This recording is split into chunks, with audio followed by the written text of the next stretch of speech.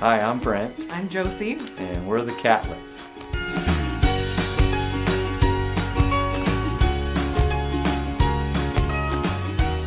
Josie and I have 5 children together, ranging from 11-year-old to 2.5. 4 boys and 1 girl.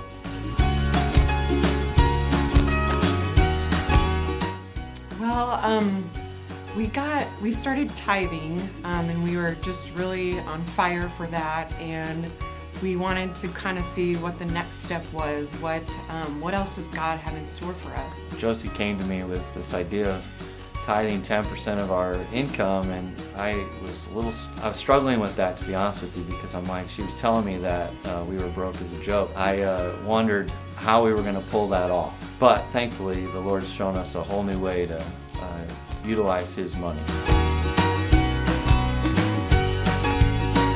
Well, a huge thing that we learned from taking the course was what God says to do with your money. We had no idea how much Scripture spoke about finances and money, and the course really opened our eyes to how does God want you to handle it. So that was a huge takeaway for us. So for me personally, after finding my salvation and really coming to the end of myself, like I found another way that Christ could work on an area in my life and our life together as a couple too, that I could improve. And so I admittedly was kind of hands off with finances and allowed Josie to kind of handle all of that. So I really learned, that I needed to be involved in a process with her and what was the Word telling us to do in the realm of handling our finances. One thing that really comes to mind is just the idea of being debt-free. I feel like we, and probably a lot of people in society, live like, well, we're always going to have a car payment, we're always going to have these things kind of looming over us with our money controlling us.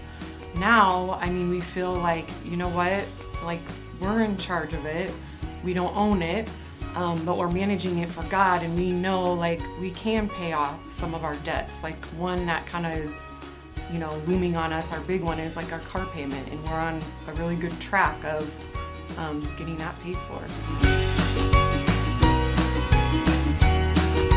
Yeah, ultimately society's norm is not what God has planned for us. It's not His best. And I know that as we dug in and now are, sitting at the table together to plan, it's been empowering to have a plan together in an attack to be debt-free soon, and to just really be able to do more with our money for the greater glory of God, for His kingdom. And that's what I think I'm personally most excited about, and my biggest takeaway is just the element of what I can do with our financial situation to help others.